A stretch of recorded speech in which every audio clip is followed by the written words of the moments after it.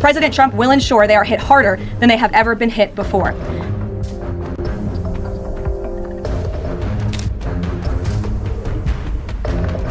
More than 9,000 enemy targets have been struck to date.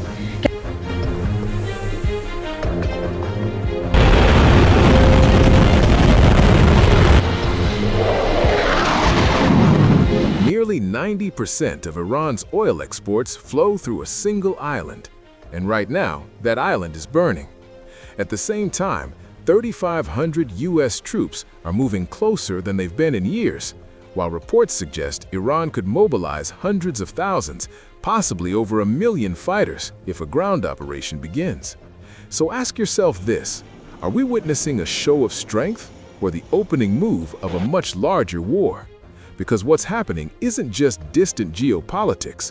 It could reshape global oil prices, economic stability, and even the information flooding your phone every hour.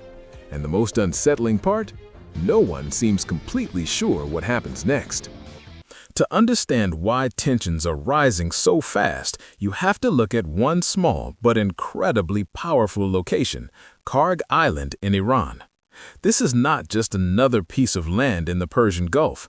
This island handles around 90% of Iran's total oil exports, making it the economic lifeline of the entire country. In simple terms, if Kharg Island is operational, Iran earns. If it's shut down, Iran struggles almost instantly. That's why recent airstrikes targeting this area are being seen as more than just military action. They are economic pressure at the highest level. Because when Kharg Island is hit, Iran's economy doesn't slow down, it suffocates. Now, connect this to Tehran, the capital of Iran, where all major political and military decisions are being made. What happens on Kharg Island directly impacts the leadership sitting in Tehran. It limits their options, increases internal pressure, and forces faster, riskier decisions. This is where strategy turns into urgency. But the situation becomes even more critical when you zoom out slightly to the Strait of Hormuz, one of the most important waterways on the planet. Nearly a fifth of the world's oil passes through this narrow corridor. If tensions spill over into this area, and there are already signs of that happening, it doesn't just affect Iran or the United States. It affects global shipping lanes, oil supply chains, and ultimately, the price of fuel across the world. According to multiple international energy and defense reports, even minor disruptions in this region can trigger immediate reactions in global oil markets. Prices spike, shipping costs rise, and uncertainty spreads across financial systems. Cities far from the conflict, places like major financial hubs and trade centers, begin to feel the pressure within days.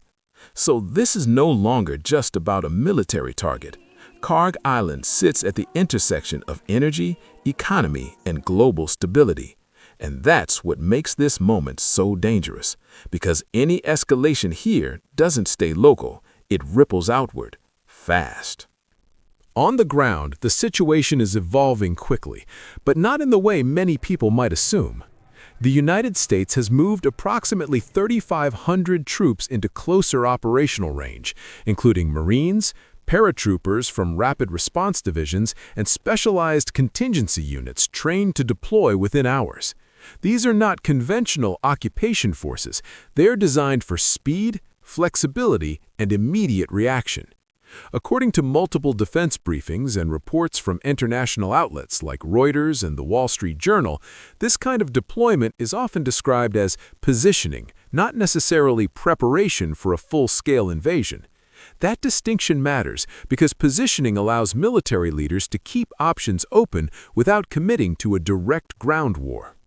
At the same time, there is an ongoing airstrike campaign focused on strategic infrastructure, particularly around Iran's energy and military capabilities. These are not random or widespread bombings. Instead, they are precision strikes, targeting specific facilities such as storage sites, missile systems, and logistical hubs. The objective appears to be limiting Iran's ability to respond effectively, rather than immediately escalating into a broader conflict. Analysts often describe this approach as shaping the battlefield, weakening key assets before any larger decision is made.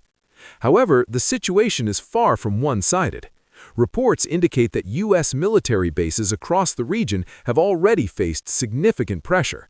Installations in Qatar, Bahrain, Kuwait, and the United Arab Emirates have experienced attacks or operational disruptions, forcing some level of evacuation or repositioning of personnel. According to coverage from major outlets, including the New York Times, this suggests that Iran and its allied groups are actively testing U.S. defenses and signaling that any escalation will come with consequences across the entire region. So what we are seeing right now is not a clear march toward invasion, but rather a carefully calibrated military posture. Troops are close enough to act if needed. Air power is being used to reduce threats, and both sides are applying pressure without crossing certain lines, at least for now. This gray zone between positioning and invasion is where uncertainty grows the fastest, because decisions can shift rapidly depending on how each side interprets the other's next move. While U.S. forces are positioning and airstrikes continue, Iran's response is becoming increasingly clear, and it centers around scale. Reports coming from regional media and echoed by international coverage suggest that Iran is preparing for a potential ground confrontation by signaling the mobilization of hundreds of thousands, possibly up to 1 million fighters. Now, it's important to be realistic here. These numbers are extremely difficult to independently verify, and analysts caution against taking them at face value. However, even if the actual figure is lower, the message behind it is unmistakable. Iran wants to project readiness for a prolonged and costly conflict.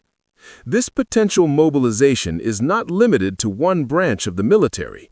It spans across multiple layers of Iran's defense structure, starting with the regular army, which handles conventional warfare.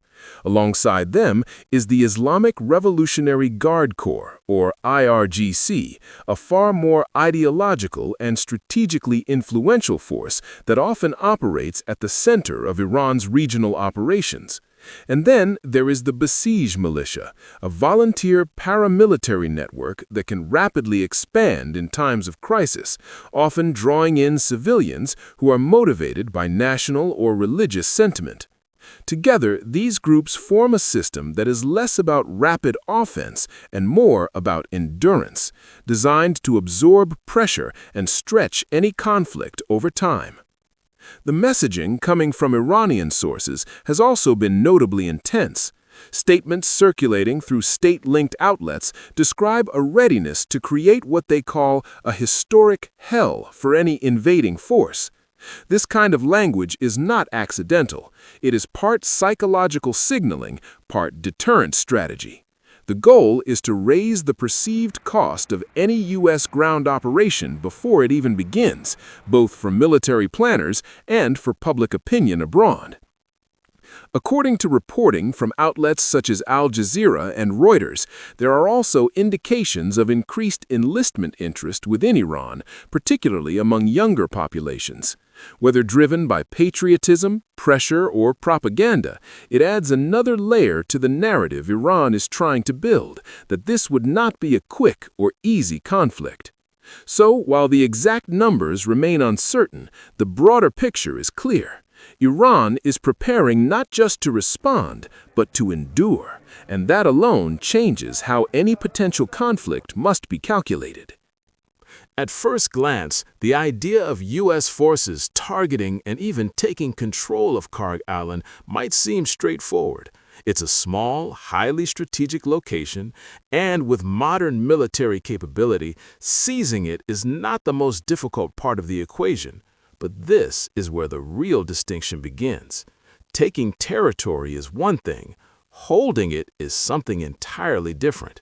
Military history has shown this repeatedly, and one of the clearest examples is the Iraq War in 2003, where initial success in capturing key locations happened quickly, but maintaining long-term control required hundreds of thousands of troops over an extended period. In this case, we are talking about roughly 3,500 U.S. troops positioned in the region, possibly supported by naval and air assets. That force could, in theory, secure a location like Kharg Island in a short, controlled operation.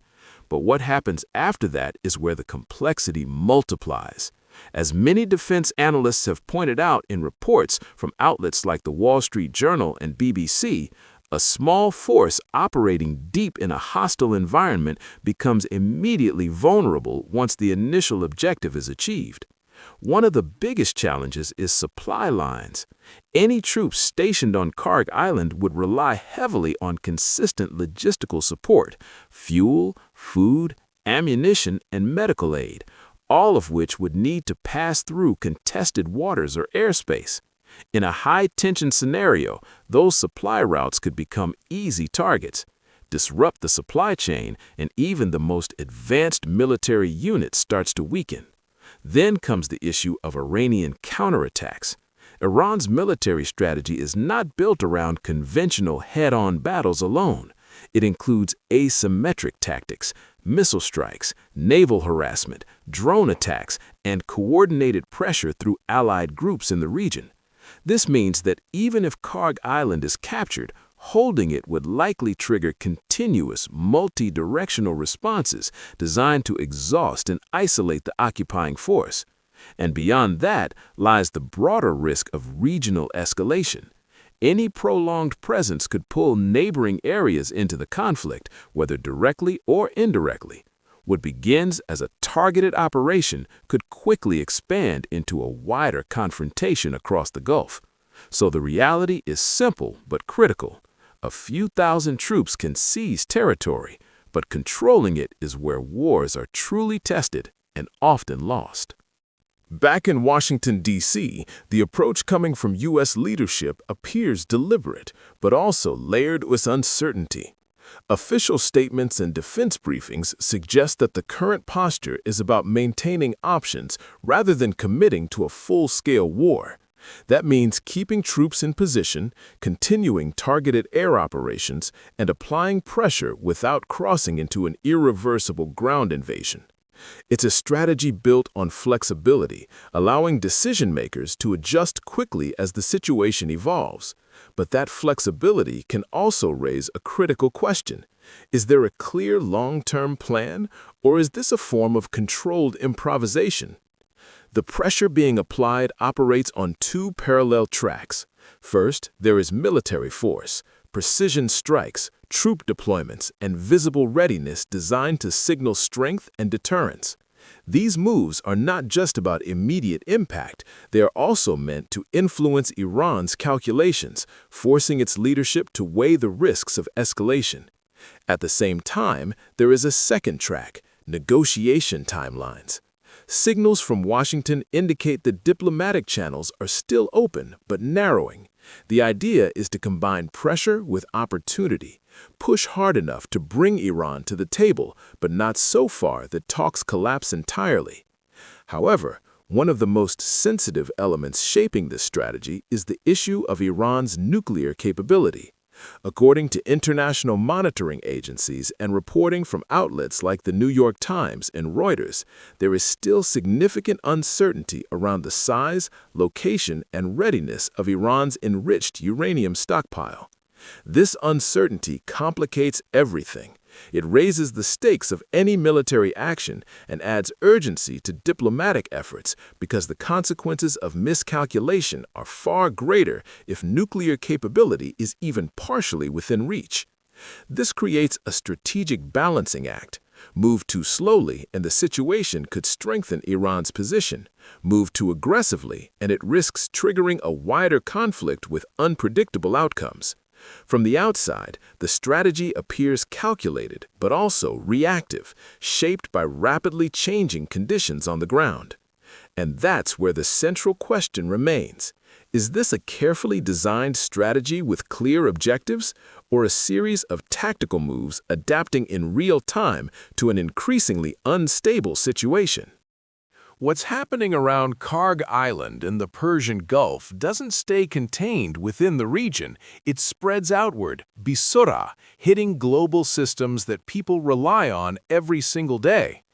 At the center of this ripple effect is one critical nukta, the Strait of Hormuz. This narrow waterway carries a significant portion of the world's oil supply, and even the slightest disruption here can send shockwaves across international markets. When tension rises in this mintaka, traders react instantly. Insurance costs for shipping increase, and uncertainty begins to dominate financial decisions. You can already see the early signs of this impact in major financial hubs like New York City and London, where markets are highly sensitive to energy instability. According to financial reporting from outlets like Bloomberg and the Financial Times, even rumors of disruption in oil flow can trigger price volatility, affecting everything from stock indexes to currency values. Investors begin to hedge, industries start preparing for higher costs, and suddenly a distant conflict becomes a domestic economic concern. Move a little closer to the region and the effects become even more direct. In Dubai, a major global trade and logistics hub, any disruption in shipping lanes creates immediate operational challenges. Delays in cargo, rising transport costs, and uncertainty in supply chains all begin to build pressure on businesses that depend on smooth and predictable movement of goods. The Khalij is not just a geopolitical hotspot, it's a central artery of global tijara. And then there are cities like Karachi, where the impact is felt in a much more personal way. Countries that rely heavily on imported fuel begin to experience price pressure almost immediately. According to regional economic analysis reported by international agencies, fuel price increases don't just affect transportation, they influence food prices, electricity costs, and the overall cost of living. For ordinary people, this isn't about strategy or siyasa, it's about daily survival. The reality is simple but powerful. When oil stops flowing, everything from transport to food feels it. And that's why this situation matters far beyond the battlefield. It's not just a regional conflict, it's a global pressure point that can reshape economies within days. While missiles and troops dominate the headlines, there's another battlefield that often goes unnoticed, the one happening on your screen. In 2026, the media ecosystem is faster, more personalized, and more aggressive than ever before. Every major development, every strike, every political statement is instantly pushed through algorithms designed to maximize engagement. And here's the uncomfortable truth. Breaking news isn't just informing you, it's competing for your attention. The more dramatic the headline, the more likely it is to appear on your feed, often repeated across multiple platforms within minutes. This creates a cycle where urgency turns into overload. You check one update, then another, each one slightly different, sometimes conflicting, often incomplete. According to research published by global media and psychology institutes and covered by outlets like BBC and The Guardian, constant exposure to high-intensity news, especially conflict-related coverage, is directly linked to cognitive fatigue, reduced focus, and increased anxiety levels. In simple terms, your brain starts to treat every update like a threat, even when you're far removed from the actual events. What makes this more complex is the role of algorithm-driven amplification. Platforms are not necessarily prioritizing the most accurate or balanced information, they are prioritizing what keeps you engaged the longest. That often means emotionally charged content, worst-case scenarios, and speculative narratives rise to the top. Over time, this can distort perception, making situations feel more immediate or more catastrophic than they may actually be at that moment. So, in the middle of all this, managing how you consume information becomes critical. One practical approach is to limit your news intake to specific windows during the day, rather than constantly refreshing updates. This helps your mind process information more clearly instead of reacting impulsively. Another important step is to focus on verified geopolitical analysts and established reporting sources, rather than relying on fragmented updates from social feeds. It's not about ignoring the news. It's about consuming it in a way that keeps you informed without overwhelming your ability to think clearly. Because in today's environment, staying informed is important, but staying mentally sharp while doing it is even more important. At this stage, the situation remains highly fluid, and while no one can predict the exact outcome, analysts generally point to three possible paths forward, each carrying very different consequences. The first scenario is controlled de-escalation through negotiation. Despite rising tensions, diplomatic channels are still technically open. Signals from both sides suggest that backdoor talks and indirect communication are ongoing. According to international coverage from outlets like Al Jazeera and the New York Times, this kind of pressure-based diplomacy, where military force is used to strengthen negotiating positions, has been seen before. If successful, it could lead to a temporary agreement, possibly around nuclear limits or regional security arrangements. But the challenge here is trust, because both sides remain deeply skeptical of each other's intentions. The second scenario is limited military escalation. This is perhaps the most likely short-term path, where both sides continue to engage in controlled strikes, targeted operations, and strategic signaling without crossing into full-scale war. We are already seeing elements of this: precision airstrikes, troop positioning, and regional responses. In this scenario, the conflict stays contained but persistent, creating ongoing instability. According to defense analysis reported by BBC and Reuters, this type of prolonged, low-intensity conflict can last for weeks or even months, slowly increasing pressure without a decisive outcome. The risk here is that even limited actions can spiral if one side misreads the other's intentions. And then there is the third scenario, the most serious one: full regional conflict.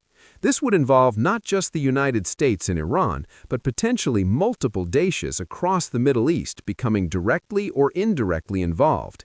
Key manantic like the Strait of Hormuz could be severely disrupted, and military engagements could expand beyond isolated targets. Experts have long warned that once a conflict reaches this stage, it becomes much harder to control, both politically and militarily. Because here's the underlying reality. History shows that miscalculations happen fastest under pressure. Decisions made in moments of urgency, incomplete information, or heightened emotion can quickly shift the course of events. And right now, all the ingredients for such miscalculations are present: military buildup, economic pressure, and rising uncertainty. In moments like these, it's easy to forget. Behind every headline are real people, real families, and real uncertainty.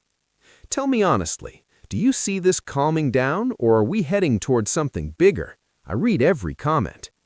If you want deeper, clear breakdowns like this, check out the previous video on your screen. And if you value this kind of effort and analysis, subscribe. It's just one click, but it keeps this work going.